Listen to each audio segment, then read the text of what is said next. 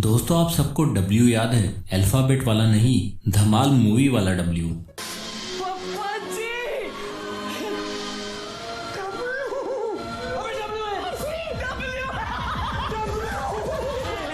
और आप सभी जानते हैं इस बड़े से डब्ल्यू के नीचे क्या था? अगर नहीं जानते तो मैं बता दूं, इस डब्ल्यू के नीचे था 10 करोड़ रुपए। जी हाँ, 10 करोड़।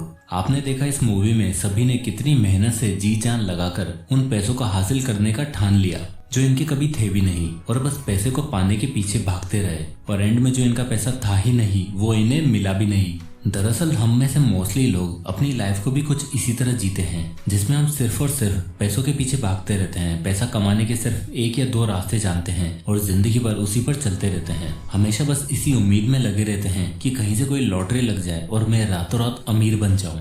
और ये दिक्कत सिर्फ यंग और मिडिल एज्ड लोगों की नहीं है, बल्कि आजकल के छोटे छोटे बच्चों की भी यही सोच है। सबको इजी मनी चाहिए, बिना नॉलेज के, बिना मेहनत के पैसा बस आता रहे। तभी तो इस मूवी में जब इस बच्चे से पूछा गया कि तुझे क्या चाहिए, फिर कितने चाहिए?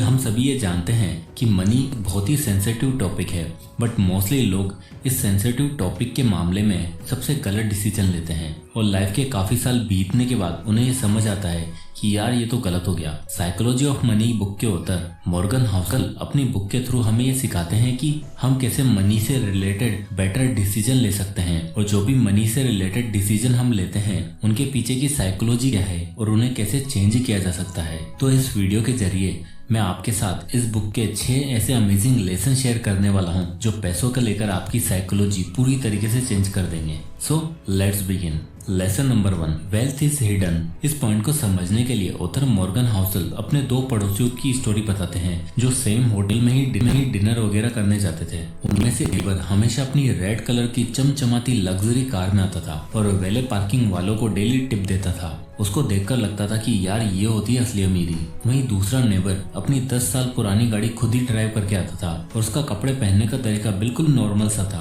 पर एक दिन मॉर्गन देखते हैं कि वो बड़ी लग्जरी गाड़ी वाला आदमी एक छोटी सी सेकंड हैंड कार ड्राइव करके आ रहा है। पूछने पर पता चला कि उस आदमी के ऊपर काफी लोन था और उस लोन को चुकाते चुकाते उसे अपनी लग्जरी कार को भी बेचना पड़ा, जिससे ये पता चलता है कि वो रिच दिखना चाहता था, ना कि रिच बनना। वहीं दूसरा नेबर जिसे ऑथर नॉर्मल समझ रहे थे, दरअसल वो मल्टी मिलियनियर निकला।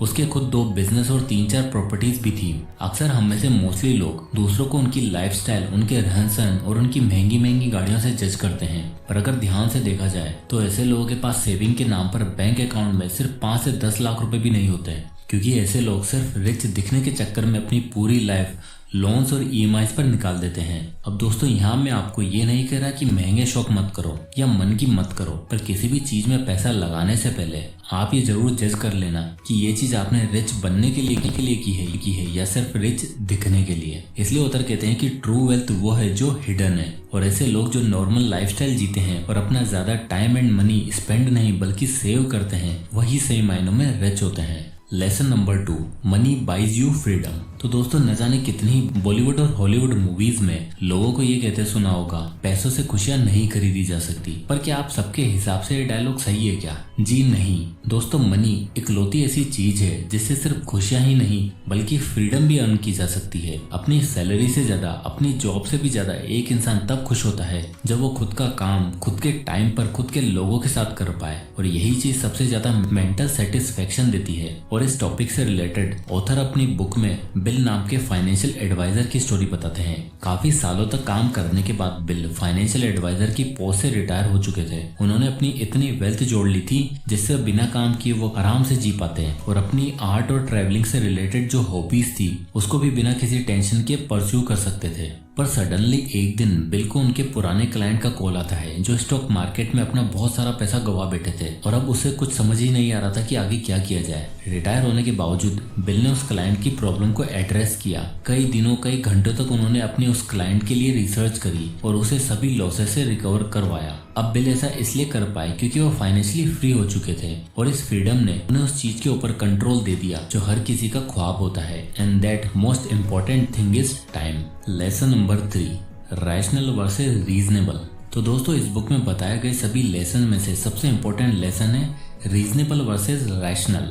जब भी हम अपनी फाइनेंस से रिलेटेड कोई भी डिसीजन लेने वाले होते हैं तब हम उस डायरेक्शन की तरफ जाना पसंद करते हैं जहां से बेस्ट रिजल्ट मिल सके, जबकि हमें बस कुछ ऐसे डिसीजन लेने की जरूरत होती है जिससे हमें रात की नींद अच्छे से आ जाए और रिजल्ट को लेकर ज्यादा चिंता ना रहे। इसे आपको एक पर्सनल एक्सपीरियंस से बताता हूँ। तो लास्ट ईयर मेरे एक दोस्त देव ने डिसाइड किया कि वो इन्वेस्टिंग करेगा और उस समय उसके पास 50,000 रुपए पड़े थे इन्वेस्ट करने के लिए। अब दोस्तों 50,000 रुपए हम मिडिल क्लास लोगों के लिए काफी बड़ा अमाउंट होता है, पर देव को भरोसा था कि प्रॉफिट ही होगा और उन दिनों मार्केट काफी ऊपर भी चल रही थी। तो देव के सामने दो ऑप्शंस थे, पहला कि वो एक साथ सारा पैसा मार्केट में लगा दे और दूसरा कि हर महीने 5-5 हजार के अगले 10 महीनों तक इन्वेस्ट कर सके। पहला ऑप्शन रैशनल था और दूसरा रीजनेबल, पर देव ने पहला ऑप्शन चूज किया, जिसका रिजल्ट ये हुआ कि मार्केट कुछ ही दिनों में बड़ी तेजी से गिरने लगा। कुछ दिनों तक देव की नींद ही उड़ गई और एट लास्ट उसने डिसाइड किया कि वो हाफ प्राइस में एग्जिट करेगा। और 25,000 रुपए मिलने के बाद देव ने उसमें से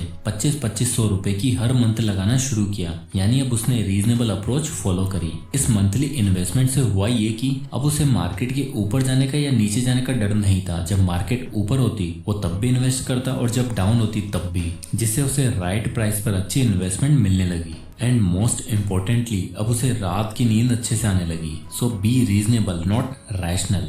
lesson number 4, nothing is free in this world. तो दोस्तों लास्ट टाइम ऐसा कब हुआ कि आपने किसी रेस्टोरेंट में खाना खाया और बिना बिल को पे किए वहां से चले गए? बिल्कुल इसी तरह दुनिया में कुछ भी फ्री नहीं है। अपने लिए हुए सारे डिसीजन, अपनी करी हुई सारी इन्वेस्टमेंट पर आपको प्राइस पे करनी पड़ती है। आपको लग रहा होगा कमीशन, ब्रोकरेज एक्सेट्रा, बट नहीं, मैं यहाँ फाइनेंशियल प्राइस की नहीं बल्कि इमोशनल प्राइस की बात कर रहा हूँ। जिंदगी का एक सबसे कड़वा सच है कि ज्यादा पैसा भी कभी कभार आपकी ज्यादा चिंता का कारण बन सकता है। किसी भी इन्वेस्टमेंट के बाद स्ट्रेस होना, उससे रिलेटेड डाउट्स होना, कंटिन्यूस टेंशन होना, ये प्राइस है जो कहीं ना कहीं हम सभी को पे करनी पड़ती है। लाइफ में करी हुई हर इन्वेस्टमेंट में रिस्क फैक्टर है, पर हमें वेल्थी फ्यूचर के लिए इस कीमत को चुकाना ही होता है। इसलिए अपने पैसों के साथ अपने अच्छे रिलेशन रखने के लिए आपको कंटिन्यूस स्टडी, इन्वेस्टमेंट अपॉर्चुनिटीज और उससे रिलेटेड रिस्क को स्टडी करते रहना बहुत जरूरी है। और हो सकता है कि आपकी चुकाई हुई ये कीमत आपको फ्यूचर में बेटर रिटर्न्स ही दे। सो अपने फाइनेंस को सही तरीके से मैनेज करने का ये स्ट्रेस और रिस्क वाला प्राइस पे करना बहुत इंपॉर्टेंट है।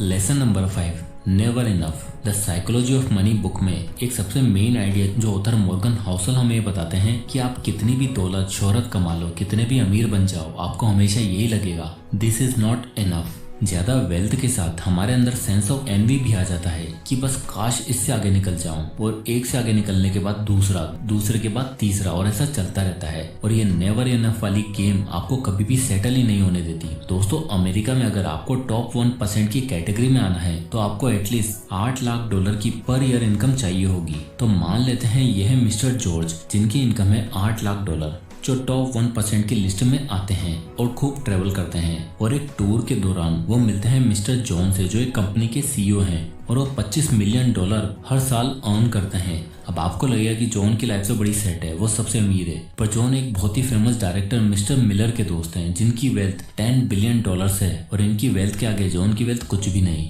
और थोड़ा और आगे बढ़े तो जेफ बेजोस की वेल्थ $175 बिलियन है, जिसके आगे मिस्टर मिलर की वेल्थ बहुत ही कम, और मिस्टर जॉन तो बहुत ही पीछे हैं, और मिस्टर जॉर्ज वो तो दूर दूर तक रेंज में भी नहीं है। तो कहने का मतलब यही है कि देखो, ऐसा कोई ना कोई होगा जो आपसे बेहतर होगा, जिसके पास आपसे ज्यादा पैसे होंगे, पर हमें ऐसी रेस में हिस्सा नहीं लेना है। मॉर्गन हाउसल कहते हैं कि आप दूसरे लोगों को नहीं बल्कि खुद को देखो कि आपको क्या चाहिए। पैसा तो सिर्फ एक टूल है आपकी फाइनेंशियल फ्रीडम का। किसी को ये फ्रीडम $8 लाख में मिलती है तो किसी को $175 बिलियन में।